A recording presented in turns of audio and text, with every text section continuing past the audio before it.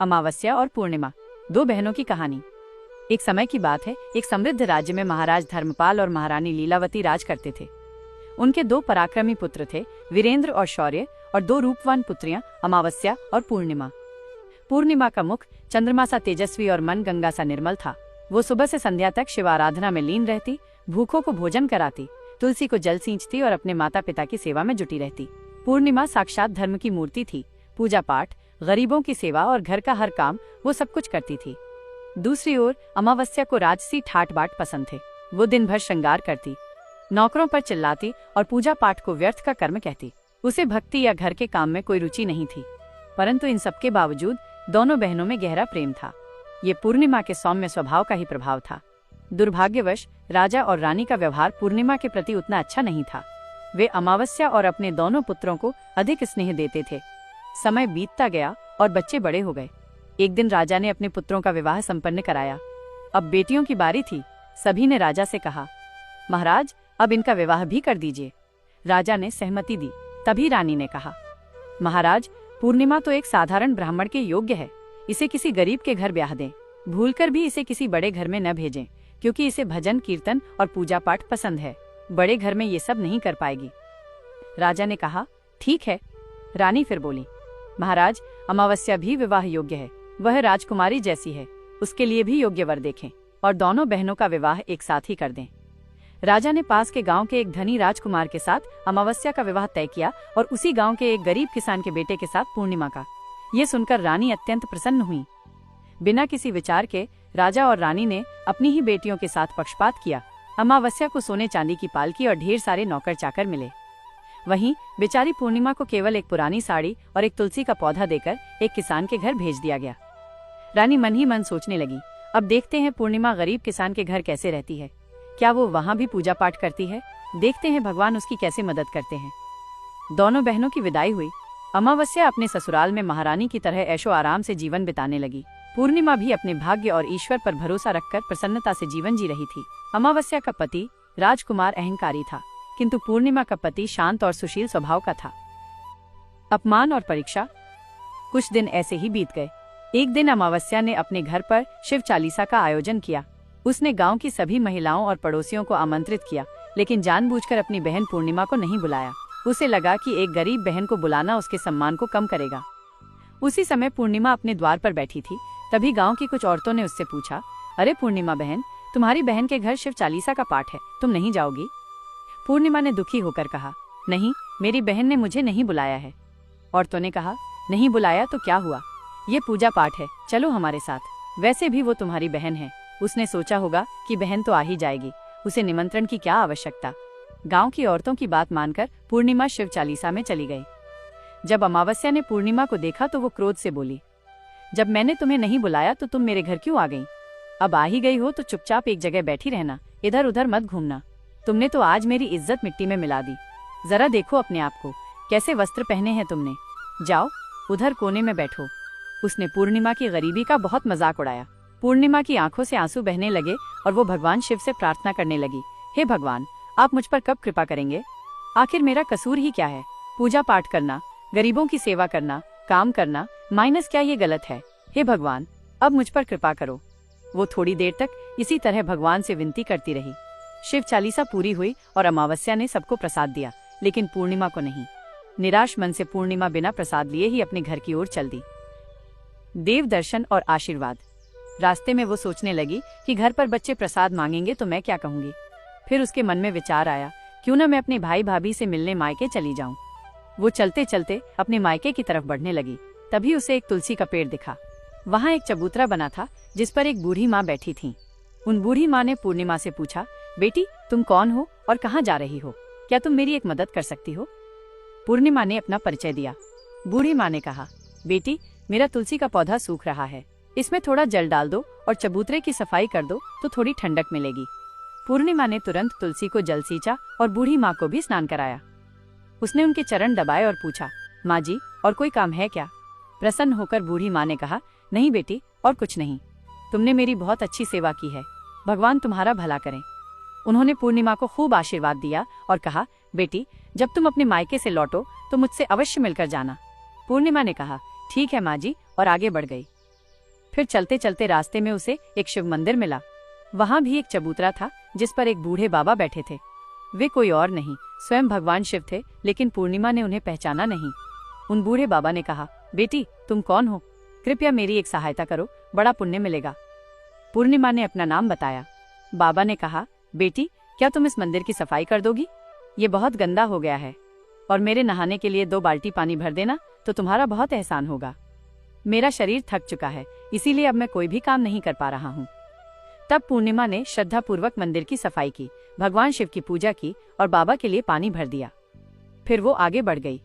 थोड़ा और आगे चलने पर उसे काली माँ का मंदिर मिला। काली माँ भी एक बूढ़ी माँ के रूप में वहां बैठी थी। काली माँ ने कहा, बेटी तुम कौन हो? क्या तुम मेरी एक सहायता कर सकती हो? प्रसन्नता से पूर्णिमा ने अपना नाम बताया।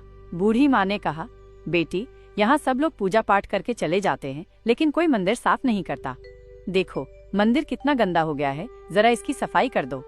पूर्णिमा ने तुरंत मंदिर की सफाई की, माँ का श्रृंगार किया और पूजा की। उसके बाद बूढ़ी माँ को स्नान कराया और उनके पैर दबाए। फिर उस माँ काली के रूप में बैठी बूढ़ी माँ का आशीर्वाद लिया और वो आगे बढ़ गई। फिर आगे चलने के बाद थोड़ी ही दूर एक नदी मिली। वहां भी एक बूढ़ी माँ बैठी थी जो कोई और नहीं, स्वयं गंगा मैया थी। उन्होंने पूछा, बेटी तुम कौन हो? कृपया मेरी सहायता करो। तब पूर्णिमा ने अपना नाम बताया। गंगा मैया ने कहा, बेटी क्या तुम मेरी थोड़ी सेवा करोगी? पूर्णिमा ने गंगा मैया की भी सेवा की और आशीर्वाद लेकर आगे बढ़ गई। घर वापसी और समृद्धि। अंत में वो अपने मायके पहुंच गई। जब उसकी भाभियों ने उसे देखा तो बहुत खुश हुई। उन्होंने पूर्णिमा का स्वागत किया और कहा, वाह क्या बात है बहन जी, आप बहुत दिनों बाद आई हो। तब पूर्णिमा ने कहा, हाँ भाभी, आज मन हुआ सभी को मिलने का तो चली आई।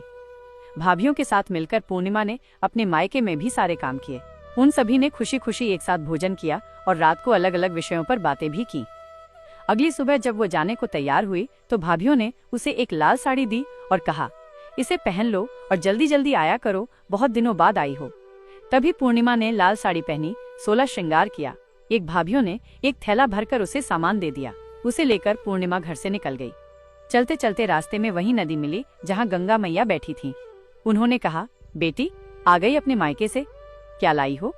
पूर्णिमा ने थैला दिखाया और कहा, माँ जी मेरी भाभियों ने कुछ सामान दिया है।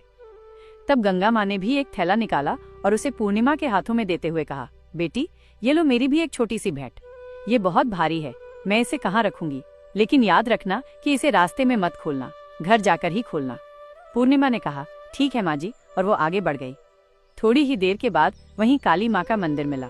वहां भी बूढ़ी माँ ने पूर्णिमा को एक थैला दिया। अब उसके पास 3 थैले हो गए। फिर आगे बढ़ने पर वहीं शिव मंदिर मिला। वहां भगवान शिव ने भी उसे एक थैला दिया।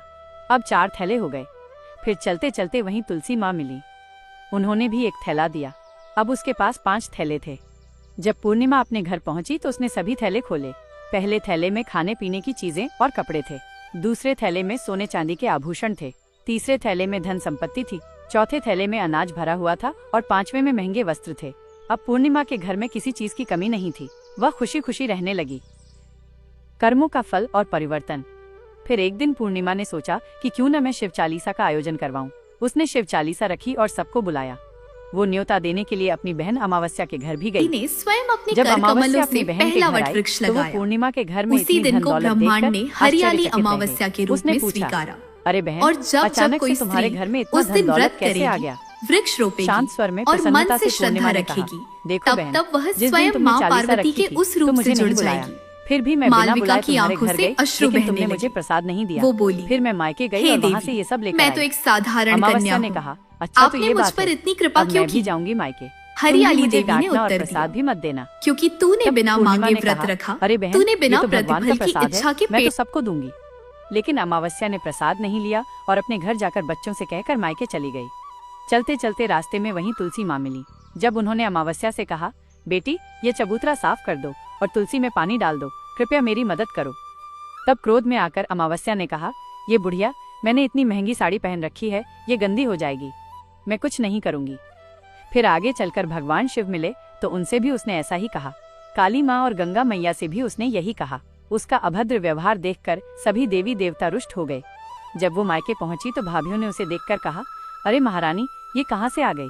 इसे तो कुछ काम भी नहीं आता, बस आ गई अपना मुंह उठाकर मुफ्त में भोजन खाने के लिए। बिन बुलाए ही आती है, इसे कोई शर्म भी नहीं है। तभी रात्रि में अमावस्या खाना खाकर सो गई। सुबह होने पर वो बोली, भाभी मैं जा रही हूँ। भाभी ने कहा, ठीक है जाओ महारानी जी। तब अमावस्या ने कहा, भाभी पूर्णिमा को तो आपने थैला दिया, मुझे कुछ नहीं दिया। भाभी ने कहा, जो तुम्हारे घर थैला पहुंचना है वो पहुंच जाएगा। तब अमावस्या चल दी। रास्ते में गंगा मैया, काली माँ, भगवान शिव और तुलसी माँ सभी ने उसे थैले दिए। लेकिन जब वो घर पहुंची और थैले खोले तो एक में मिट्टी, दूसरे में पत्थर और तीसरे में सांप बिच्छू निकले। अमावस्या ने अपना सिर पीट लिया और कहा, हे भगवान, मुझे मायके में भी कुछ नहीं मिला और यहाँ भी कुछ नहीं मिला। फिर वो दौड़कर पूर्णिमा के पास गई और बोली, तुझे इतना सब कुछ मिला, मुझे कुछ भी नहीं। तब पूर्णिमा ने शांत भाव से कहा, मैं मायके जाती हूँ तो भाभियों का काम करती हूँ। तुमने तो कभी भाभियों की मदद नहीं की। तुमने गंगा मैया, शिवजी, काली माँ और तुलसी माँ सभी को ठुकरा दिया, उनका अपमान किया, इसलिए भगवान ने तुम्हें कुछ नहीं दिया। तब अमावस्या ने पश्चाताप करते हुए कहा, बहन मुझे माफ कर दो, मैंने सदा ही तुम पर अत्याचार किया, अब मैं भी भक्ति करूंगी। तब पूर्णिमा ने कहा, बहन 3 सूत्र याद रखना, सदैव दूसरों पर दया करना, हमेशा और प्रतिदिन चालीसा पढ़ना। तीसरी बात, 108 बार ओम नमः शिवाय का जाप करना, इससे अब तुम्हारे सारे दुख दूर हो जाएंगे। घर आए लोगों की सेवा भी करना। अरे बहन, भगवान ने जो 3 सूत्र दिए हैं उन्हें प्रसाद के रूप में स्वीकार कर लेना और हृदय में बसा लेना। मैंने सच्चे मन से भगवान की पूजा की, सबकी मदद की, इसलिए मुझे सब कुछ मिला। तुम्हारे पास जो भी था वो तुम्हारे अहंकार के कारण खत्म हो गया। अब अमावस्या अपने घर गई और पूजा पाठ करने लगी। वो भगवान शिव से माफी मांगने लगी और धीरे धीरे उसकी भी परिस्थिति बदलने लगी। जय हो भगवान शिव की। अगर आपको ये कहानी पसंद आई हो तो कृपया टिप्पणी में हर हर महादेव लिखकर अपनी श्रद्धा व्यक्त करें और इस वीडियो को अधिक से अधिक लोगों तक साझा करें।